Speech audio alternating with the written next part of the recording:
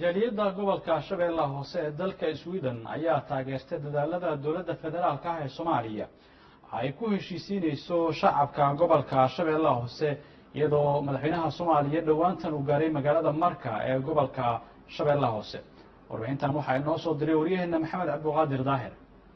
kulan ay iskugu yimaadeen dhammaan xubnaha jaaliyadda walaalaha markacadee ee ku dhaqan magaalada Stockholm dalkaasi Sweden ayaa ku bogaadiyay madaxweynaha Jamhuuriyadda Federaalka Soomaaliyeed mudane Maxamed Cabdullaahi Maxamed Farmaajo iyo wafdigiisa ballaarnaa booqashada ay ku tageen dhowaan caasimadda gobolka Shabeellaha Hoose ee magaalada Marka. markacadee wax qabadka walaalaha markacadee anagoo ku hadlayna magacooda madaxweynaheena Maxamed Cabdullaahi Farmaajo uu ku tegay magaalada Marka gaaraan gobolka Shabeellaha Hoose booqasho uu ku tagay wuxuu ku soo arkay anigoo ku hadlaya magacooda dalkana iga dambeyn doona haddii alla idmo insha allahu tacaala laakiin aad baan uga mahad celinaynaa waanu ku mahadsanyahay madaxweynaha maadaamaba uu xasuustay inuu magaalada Marka muhiim ay tahay sidaa darteed marka waxaan codsanaynaa anigoo ku hadlaya magaca waxqabadka walaalaha markacadee markii aan weynay dowladihii wax noo qaban waayeen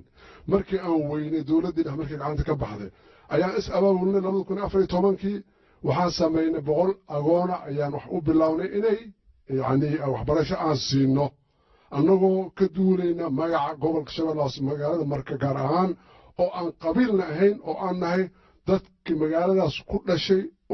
oo deganaa oo dhan ayaa isu yimid waxaan ku kulmay Stockholm waxay sameeyeen urur la yiraahdo waxqabadka walaalaha markacadee ilaa maanta waxaan gacanta ku haynaa 100 agoona oo 60 gabdho ay yihiin 40 ay wiilal yihiin hadafkeena wuxuu yahay weli dadkaas aan gacanta ku hayno inaan ka kordhino oona barno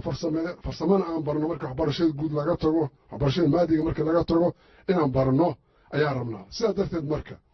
waxyaabaha noogu muhiimsan baahida noogu muhiimsan waxay tahay nabadgelyada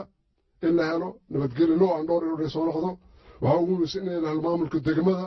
booliskii maxkamadihii waxbarashadii caafimaadkii iyo shaqo abuuris intaas baan u baahannahay ururka waxqabadka walaalaha markacadee waa urur khayriye ah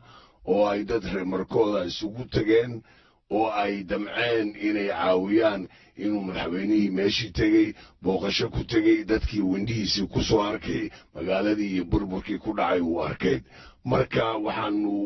u mahad celinaynaa marka hore madaxweyne Maxamed Cabdullaahi Farmaajo waxaa kaloon u mahad celinaynaa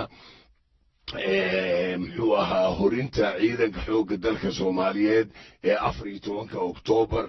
ayaan dhaweyd markii la geeyey meeshaas intii yareeda ay joogeen intii ay qabteen waxaan uga mahad celinaynaa guud ahaan ciidanka 14 Oktoobar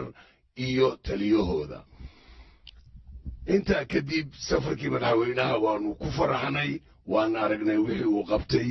iyo intii dadkii uu la kulmay iyo tallaabadii xigtay uu qaaday markii uu ku soo noqday Muqdisho oo uu la kulmay golihii wasiirada uu ku amray wasiirka cadaaladda wasiirka waxbarashada sida ugu dhaqsiyaha badan inay Marka u tagaan oo ay ka howlgalaan iskuulaadkii waxbarashada ee lacag la'aanta ahaa ee dadka masaakiinta loogu talagalay inay Markana hesho ama gobolka guud ahaan uu helo sida gobolada kale baa loo siiyay ama loogu adeegay marka madaxweyne Maxamed Cabdullaahi Farmaajo safarkaagii waanu aad baan ugu faraxnay waan soo dhaweynaynaa waan taageeraynaa kaas iyo kuwa kaloo badanna inaad ku tagtid waanu kaa sugaynaa Maxamed Cabduqaadir Daahir telefishinka qaranka Soomaaliyeed